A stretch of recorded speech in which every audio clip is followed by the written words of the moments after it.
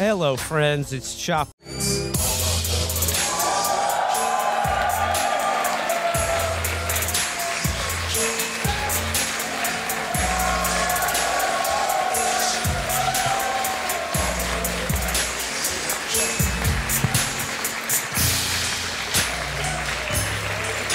I hope you guys like that. One of the Koch brothers spent like $500,000 in organ harvesting profits to make it. So we're back. Welcome to Prince Andrew's Playhouse. I feel honored to perform in the setting of the 19th century Little St. James. Like, look at this place. Come on, you know what they were doing. Naked. You know what they were up to in here. Naked babies everywhere. Updated it with a disco ball just to keep it au courant. Okay, it is 8:18. If anyone had 8:18 p.m. for Matt's first pedophilia conspiracy reference, you have won the Matt pool for the evening. We're back. We, of course, were last here 6 months ago as part of our European tour. And we thought we had solved all of your politics then. So we're a bit pissed that we've got to come back. Because, when I'm up at 6 in the morning in New York time doing normal, guy stuff, I log on to Twitter and I'm seeing all the Guardian columnists and the New Statesman writers talking about something called Brexit, which, again, that's not a thing. That's Wait a minute. not real. I this whole time, I thought that was a breakfast cereal. But first, an introduction. Of course, we are Chapo Trap House, or most of it. We are by EU regulations the minimum 60%. Yes. Yeah. Yes. It's Choir of Chapo Trap House. I'm Virgil. This is Amber, and this is Matt. Hello. Hi. This is so nice. I feel like our last London gigs were, I don't want to say Londoners are chilly. We'll say not warm. Damp. Damp people. There's a lot of soft golf clapping. Now, Sadly, Felix Biederman could not be with us. He's legally barred from the country. Yeah, no. Threw away a cigarette in Scotland. Yeah, exactly. When he didn't pay that fine for throwing the cigarette in the street in Glasgow, they put out an ASBO for him. They brought it back just for him. And Will Menaker could not be with us. He's actually just back at the hotel. He was sleeping. And we all thought he looked so peaceful and nobody wanted to wake him. So you get us, the good ones. Yes. Yeah. Good ones. And we're here because we made a deal amongst ourselves to come back in the event of an election if the Tory government fell, which it finally mercifully did. But this morning we went to an interesting part of London. We, of course, did foreign elections interference and went canvassing for Labour. Yes.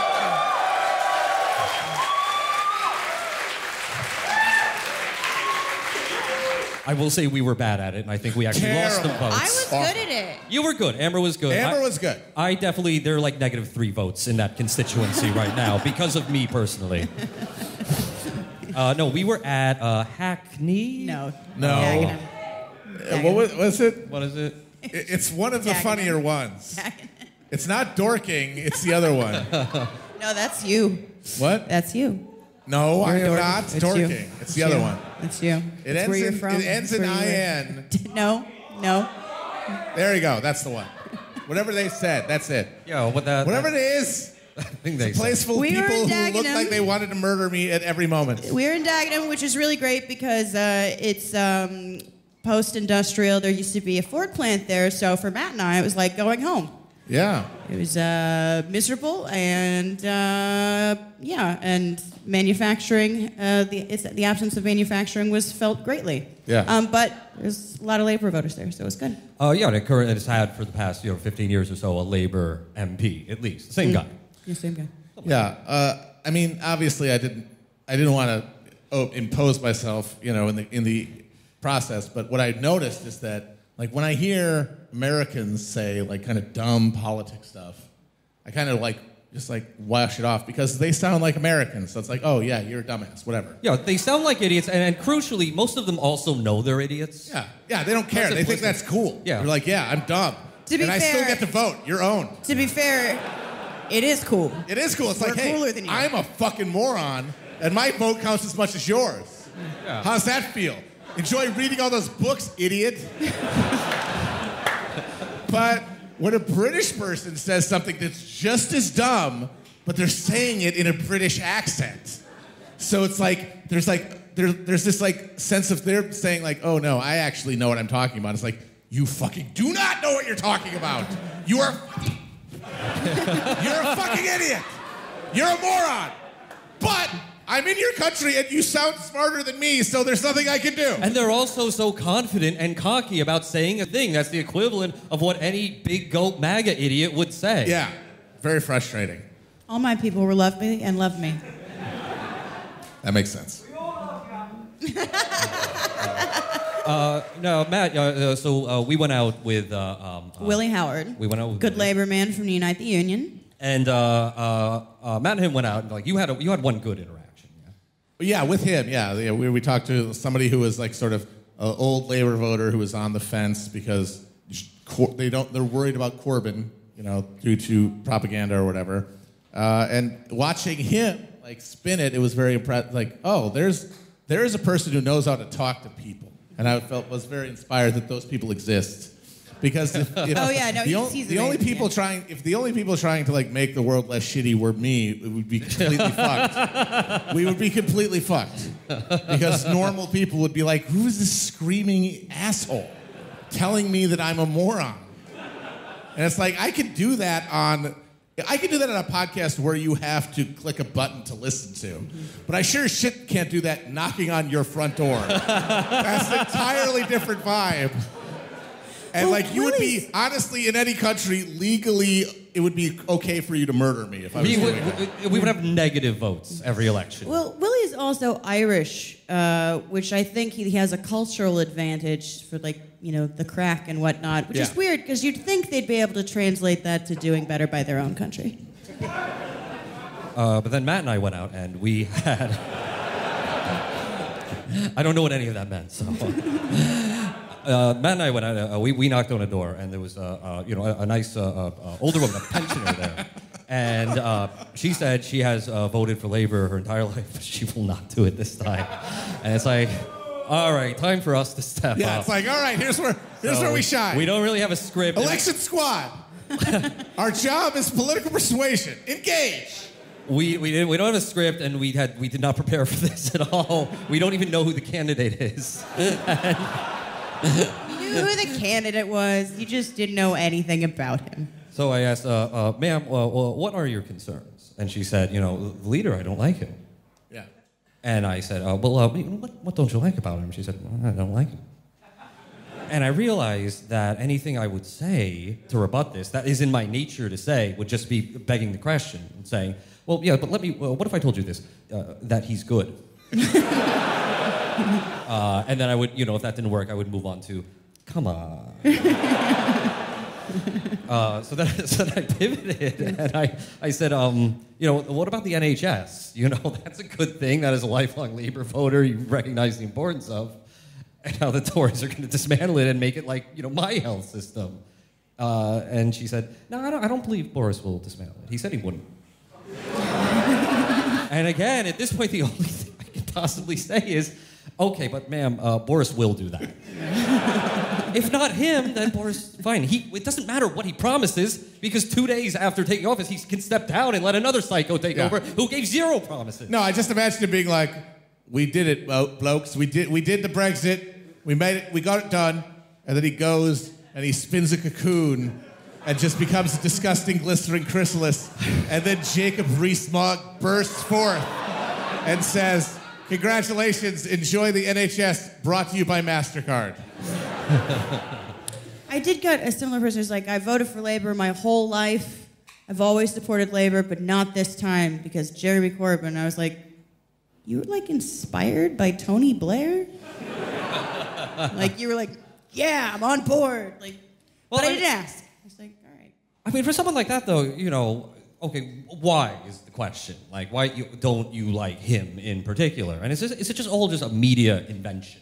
Because, like, obviously all the papers are against him, and even the New Statesman wouldn't endorse labor. Well, yeah, because of the anti-Semitism, the thing that's real. The not made up thing that we all know is very real that you have to care about. Mm-hmm. But people repeat it, just like, oh, Jez, he's anti-Semite. It's just like they're saying, it's what plants crave.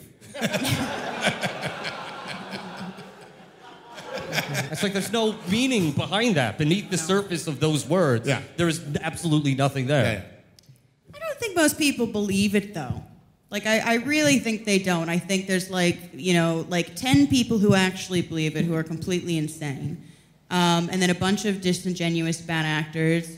And then a bunch of people who are like, I'm too tired to argue about this anymore. Well, I mean, the people who really believe it are opinion columnists. The problem is, apparently 1/3 of the British population are opinion columnists. You guys, this is what deindustrialization did to your country. You just gave them all fucking Guardian columns? That's horrible. I'm sorry. So you Boris know what? Johnson... Open up the coal mines again. It's less toxic for the universe than the fucking Guardian. The fact that the current prime minister started out as a fucking opinion columnist, that is sick shit. That is sicker than anything Prince Andrew did. It's like, we have a bunch of awful columnists. The idea of any of them running for dog catcher would be hilarious. Like David Brooks shaking hands, like trying to deep throat a corn dog at the Iowa State Fair. Meanwhile, you got some fucking asshole writing columns, and now he's the goddamn prime minister? Oh, and the columns he wrote. Yes. Yeah. Let's get to our special boy. Chris, do the honors. There he is. Look at the guy. He's so photogenic. He's a mini fridge with a wig on it. Everyone's favorite big sticky baby. I gotta say though, this is there he is, our boy. Matt. Yes. This just gives me 'Cause here's bad the thing you know flashbacks about of him. when I went platinum. And this is a reason why we love him, and he'll be prime minister until his heart explodes in 2027. He protect. He attack, but more importantly, he snack. Always and he forever. He does love treats so much. He does. But like many politicians, doesn't know how to eat like a normal person. No, none of them do. No, my main thing about Boris Johnson is I just look at him, I'm like, if I were to meet him, he would just be sticky, like a baby.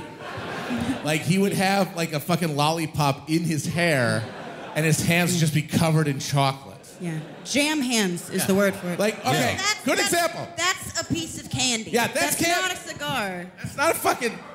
That's not a cigar like a boss. That's a fucking piece of candy. He's a big baby. Look at him.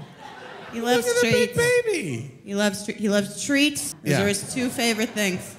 I just imagine when him and Trump met at the G7 that they just did one of those mirror bits. Like just doing the same thing. So it must have been eerie. We were talking about this. I really don't think... I think Trump... Like, if you said, how was the G7? He's like, it was great. I saw the leaders. I saw Merkel.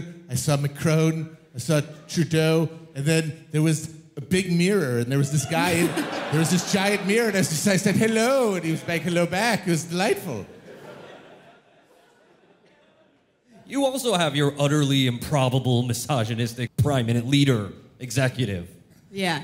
Now, forgive me if this is old hat for you, but it is totally new for us that in the mid-2000s, Boris Johnson published a fiction novel. Do you know about this? I mean, you've all read it, obviously. And I explained to them that, this is a weird thing that, retired British politicians do, is that they, write these roman à clefs that are, very thinly veiled, fan fiction about themselves.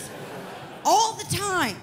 You ask if they've read it. I mean, obviously, when he became prime minister, they enacted a law that required all British citizens to read it on penalty of paddling.